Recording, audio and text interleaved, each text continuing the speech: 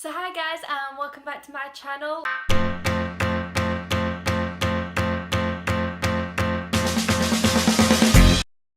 This week I managed to get a review done and it was The War for the Planet of the Apes. Not particularly my type of film, so I haven't got as much to say about it, but also because I am reviewing it quite late. So the cinema near me, for the first 3 days, they could only show it in 3D. Now this is some kind of money-making scheme that I wasn't falling into, so I've had to wait a little bit to be able to watch it in 2D, and I'm so glad I did because I think it was so much better that way. Anyway, on with the review.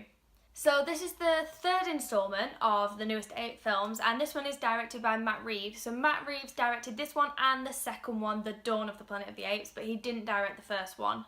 And this one basically continues within very close time of the second one. The apes are kind of going about everyday life, soldiers are coming into the forest and they're trying to attack them, the apes are fighting back, and it's like this kind of just this mini war in the forest that's happening at the beginning. But during this mini war, this is when Caesar kind of experiences true loss. And while trying to stay true to his beliefs and the fact that he actually believes in peace, he is unable to contain his anger for what has happened to him.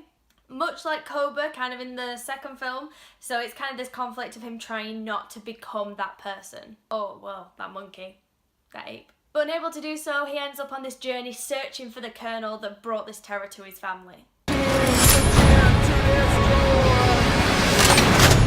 We will bring an end to their kind. So much like the other films, Caesar is played by Andy Serkis and Woody Harrelson plays the Colonel. Now there are other actors in the movie, other actors that also play the apes, but it feels like because Caesar gets so many lines, that's kind of the only one that you can concentrate on. And the same with Woody Harrelson, he kind of has most of the speaking lines for any of the humans. But this kind of brings in this fact of this kind of one-on-one battle between Caesar and the Colonel. There's also a lot of little wars that are within that, also including the fact that Caesar has this internal battle within himself to not succumb to his anger. Serkis is talented, and I feel like I can assure you of that, but maybe more because I've seen behind the scenes footage. I feel like from watching this film it's very hard to analyse the good and the bad things about their acting when they are playing monkeys, and really who am I to judge how a monkey moves or how a monkey reacts to something. But I can say that Woody Harrelson was also great in this movie. Also, I don't feel like this character was very different to other stuff that he's done in the past. He does bring this sense of psychological remorse as well. He's definitely an unhinged character, that's for sure, and he's a dictator. But the thing is with him, he's doing something for mankind that he truly believes is the right thing to do, and in a way I kind of understood where he was coming from. But he is still a good villain that you can really root against. But that's what I find really strange about these films. It's kind of the crossover. You don't really understand who you're supposed to be supporting, because as a human race we kind of can understand that this is a threat. These apes are stronger and better than the human race, and why would we want them to take over? But then again, we are following it from the apes' point of view, and we can kind of understand that they are angry at us as humans because we can be quite dicks really in life. We can be quite horrible to animals. And the apes in this movie have transformed.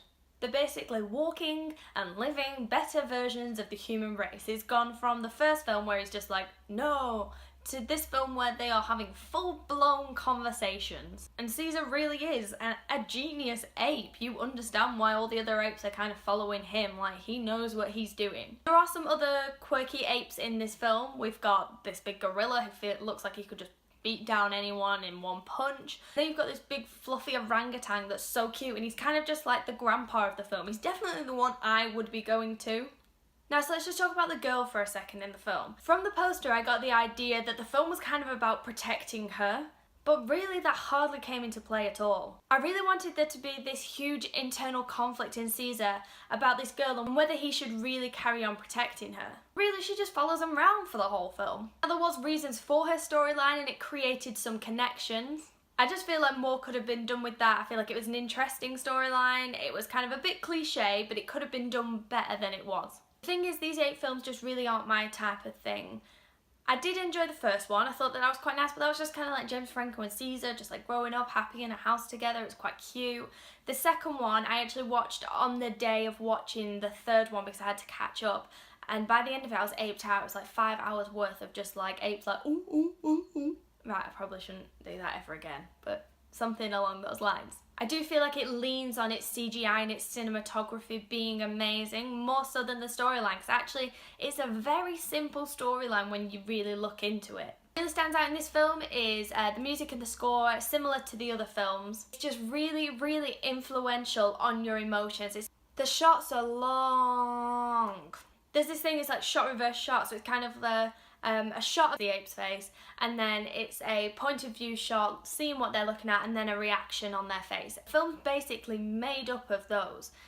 So I feel like you spend a lot more time watching an ape's reaction than you do being able to react yourself. Not much to react to, basically.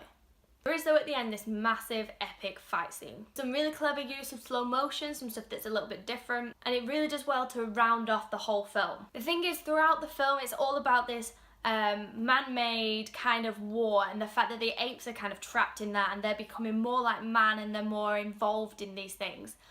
But really, without spoiling it, I'm just gonna say that nature has the truest power of them all.